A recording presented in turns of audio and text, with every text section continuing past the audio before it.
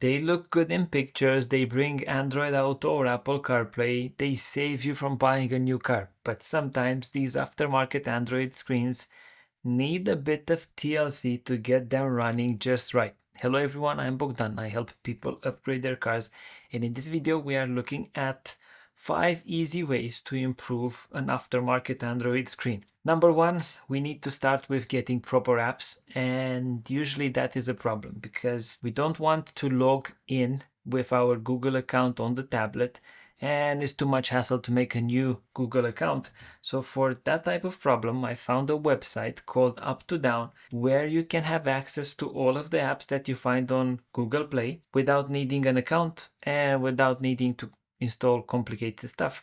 You just go on their website, you download the app on a USB stick, or even you can download it straight from your Android device.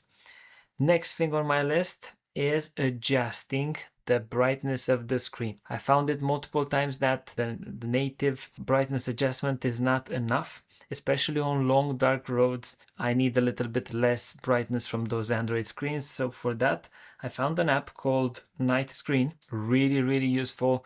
It lets you to dial in all the last details and you get the brightness just right. At number 3, we're looking at increasing the resolution of Android Auto or Apple CarPlay. This is achieved by going in the app that allows you to have CarPlay or Android Auto on your vehicle. Z-Link or Car2Link will have in the settings area an option to increase the resolution of your image. Some would say that this is the most important tip for Android head units.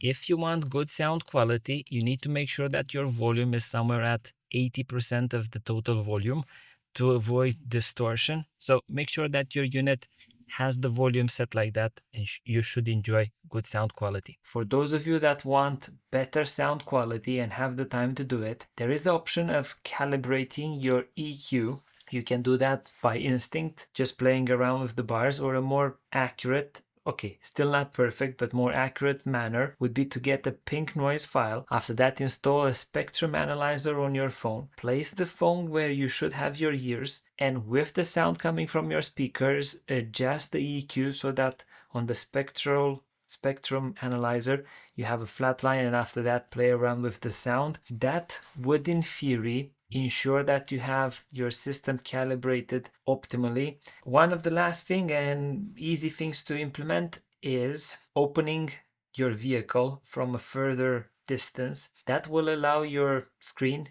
that would allow your Android unit to boot up. So when you get in the vehicle and you start your vehicle, the lag, the connection speed might be felt like slower because you have allowed your unit the time to load up that way. I hope that these tips and tricks helped you along in your Android journey. Share the ones or the tips and tricks that work for you. I would like to see them in the comments below. Now, if you want to see a screen that kind of went overboard with the size, that video over there might be useful. Or if you want to look at diagnostic tools, that one over there might also help.